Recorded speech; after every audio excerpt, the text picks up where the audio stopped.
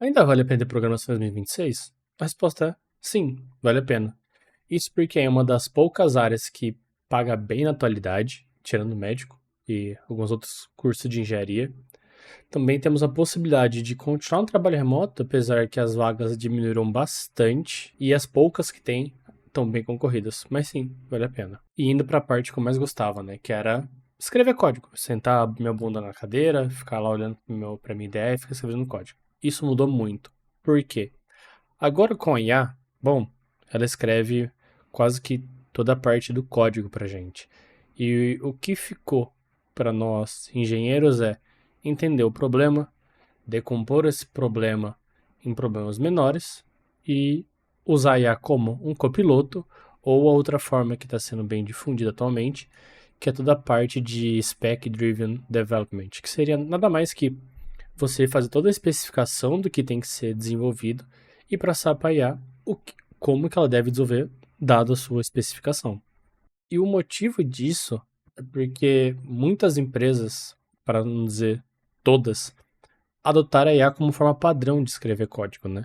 E se você não está escrevendo código com o auxílio de IA, muito provavelmente você será um dos próximos a tomar layoff. Isso é muito triste, porque, para mim, a parte de escrever código era a parte mais divertida assim da área, né? E aí entramos num outro ponto, né? Que, dado que a IA escreve quase que toda a parte do código, uma parte que ganhou bastante destaque é o conhecimento em System Design, que seria a parte de como desenvolver aplicações escaláveis, né? Ou seja, entender onde cada peça se encaixa. E o motivo disso é porque escrever código ficou simples, mas fazer uma boa arquitetura, isso a IA ainda não consegue. Então, engenheiros que mandam bem nessa parte estão conseguindo vagas muito boas e com salários muito, muito atrativos. Se você está gostando desse tipo de conteúdo, analisar o que realmente está acontecendo no mercado de tecnologia, sem cair naquele alarmismo que rola muito por aí, se inscreve aí no canal, deixa o like, pois isso ajuda muito no engajamento do canal e no alcance desse vídeo para outras pessoas, além do que me dá um gás para continuar produzindo esse tipo de conteúdo. Mas bora pro vídeo. Não é porque a IA está escrevendo quase que 100% assim do código, vamos assim dizer, que você não tem que aprender nada de codificação, você não tem que aprender a escrever código. Sim, você tem que aprender a escrever código mesmo não usando no seu dia a dia.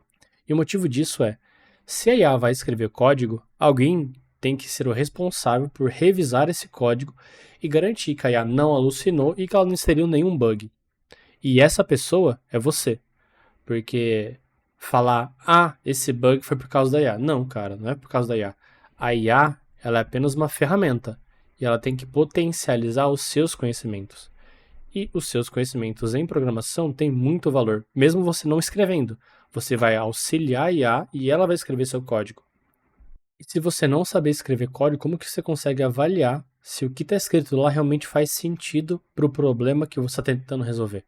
Então, sim, tem que aprender a escrever código ainda. Mesmo a IA escrevendo muito bem, mas temos que ter um olhar crítico e garantir que ela não está alucinando.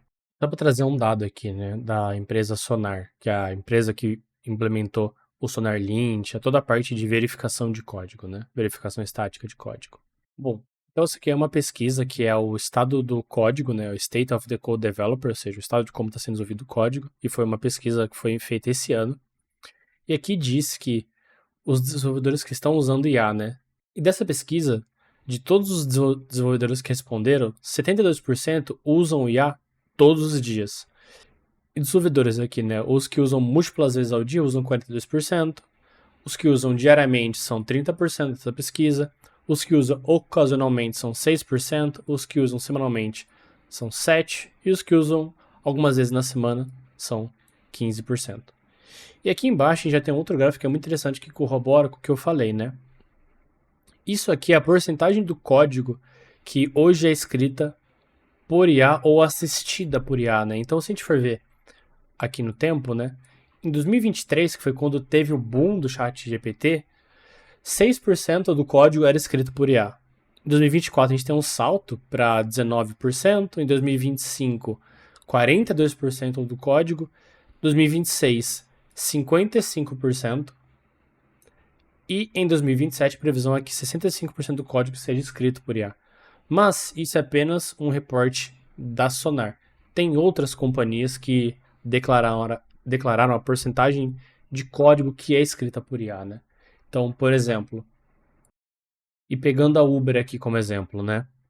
Na Uber tem em torno de 5 mil engenheiros, né? E desses 5 mil, 92% usam agentes de IA todo mês. De todos esses engenheiros, 84% já trabalham de forma agêntica, né? Ou seja, com agentes de IA em seus workflows. Ou seja, eles não estão usando a IA apenas como um autocomplete inteligente. Eles estão realmente delegando o seu código para a IA escrever.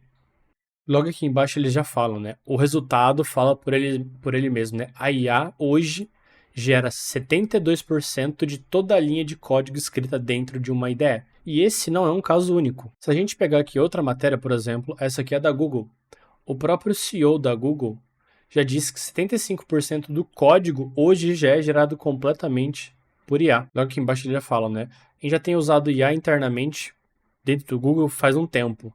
E hoje, 75% de todo o código novo é gerado por IA e aprovado pelos engenheiros. E isso aqui é um aumento de 50% em relação ao ano passado. E aí, só para não esquecer, né? Aqui ainda a gente está no Sonar Source, né? Que é o reporte que a Sonar criou. E do código gerado por IA, né? Aqui, ó, 61% dos desenvolvedores concordam que a IA produz código que parece correto, mas não é confiável. Então, 61% fala isso, né? A IA produz código que parece correto, mas não é confiável. E desses 61, 17% confiam, né? Falam que concordam com isso, que ela produz código que parece correto, mas não é confiável. Os outros 45% de alguma forma concordam, outros 19% nem concordam e nem discordam, outros 15% de alguma forma discordam e 5% que discordam completamente. Ou seja, não é porque a IA escreve código que a gente tem que confiar cegamente. Temos que verificar se o que ela escreveu, além de estar correto ou estar errado, é um código que é confiável. E aqui embaixo também a mesma porcentagem, né? Fala dos 61% dos desenvolvedores que concordam que é necessário bastante esforço para conseguir código bom da IA. Então, desses 61%, ou seja, 19% concordam que você precisa ter um esforço para tirar coisas boas da IA. Outros 41% de alguma forma concordam. Aí 13% que nem concordam nem discordam. 19% que de alguma forma discordam. E os outros 7% que completamente discordam. Ou seja, temos que aprender a codificar. Usando IA ou não, é responsabilidade nossa o código que entra em produção. E aí, o último ponto que eu achei interessante aqui do Sonar Source é que 96% dos desenvolvedores não confiam totalmente que o código gerado por IA é corretamente funcional. E aí, de novo, né, no gráfico aqui de pizza, né? 4% concordam que o código gerado por IA não é 100% funcional. Os outros 25% de alguma forma concordam. Os outros 23% nem concordam nem discordam. Os outros 31% que discordam de alguma forma. E os outros 17% que discordam completamente. E só para finalizar esse ponto, né? Hoje, a gente está usando IA para basicamente escrever tudo, né? Toda parte de código, ou usar de forma assistida, ou igual eu estava analisando as matérias, usar como workflows de agentes. Isso traz um custo elevado de token, ou seja, mesmo com o preço das IAs ficando um pouco mais barato, se você for ver em relação ao tempo, não aumentou muito, né? O custo de rodar vários workflows com agentes de IA, o preço disso aumenta muito.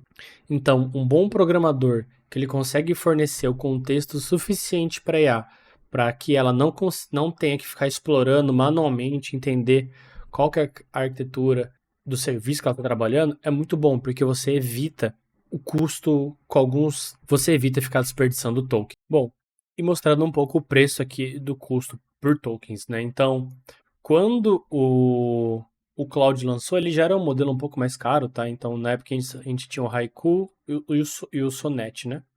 Eles já eram modelos que custavam em torno de $1 de input e $3 no Sonnet, né? E se você for ver, ele mudou pouco, né? Então, se a gente olhar o último modelo do Sonnet, que é o 5, aqui, ele vai custar $3, então o Sonnet 4.6 para o 5 não mudou nada, continuou 3 para 3, só que por enquanto ele tá com um descontinho, né? Que é o que fala aqui, até dia 31 de agosto, ele custa $2. Mas, se você começar a olhar o preço dos modelos topo de linha, que no caso seriam os modelos Opus, aí olhando que o modelo Opus, né, ele já sai de $3, que era o Sonnet, para 5. Então, rodando um modelo que você tem muitos workflows com agentes de IA, você gasta muito mais do que milhão de input de 1 milhão de tokens em uma tarefa simples. Então, assim, o custo está subindo muito. Então, se a gente for olhar para o Mythos e para o Fable, nem se compara, né? O input é $5, é $10, o output é 50. Então, se você gastar uma tarefa que você gere 2 milhões de tokens, você já vai gastar $100 logo de cara. Isso em um dia, a depender do tanto de paralelismo que você tem com a agência de IA, é muito fácil de você bater esse valor. Então, assim, para algumas empresas, o custo de IA está subindo muito. E um bom desenvolvedor que sabe dar o contexto necessário para IA, já mastigado, mostrando aonde que o código tem que ser alterado, ajuda muito, porque você não faz a queima de token logo assim de cara. Isso aqui é só da Anthropic, né? A gente pode olhar aqui da OpenAI. O da OpenAI é um caso engraçado, por quê? Se você for ver os modelos, óbvio, eles também subiram o preço, óbvio. Mas eles subiram muito menos do que os da Anthropic. Então aqui embaixo, né, o modelo 4.1, que era um modelo bom quando a OpenAI lançou, que falaram que ia revolucionar tudo. Cara, era $2,08 de output. Aí aqui, um modelo que eu usei bastante, que foi o GPT-5. Cara, $1 de input e 10 de output. Já eram modelos mais baratos. E a OpenAI tem uns modelos menores, que são os minis, né? Que é $0,25 por milhão de input. E aí, se você for comparar os modelos menores, que são os Haiku, que é aqui o último é 4.5, ele é $1. E aqui o mini, ele tá 0,25. Então, assim, a diferença é muito grande. E aí, só trazendo um dado aqui, né, dos layoffs na área de tecnologia. Então, o layoff mesmo, ele começou em agosto, né, do ano passado. Porque aqui é o dia 13 de julho, né? Então, em agosto do ano passado, a gente teve 6 mil pessoas que foram demitidas da Oracle, que teve um layoff grande. Aí depois, no total, a gente teve 19 mil desenvolvedores que foram impactados por layoff. E aí tem grandes empresas como, por exemplo, a Accenture, aqui embaixo a Salesforce e outras empresas que ele não vai mostrar certinho. Mas aqui embaixo tem a da xAI, que é a do Elon Musk, que demitiu 500 pessoas. E aí, de novo, em outubro, tivemos mais layoff.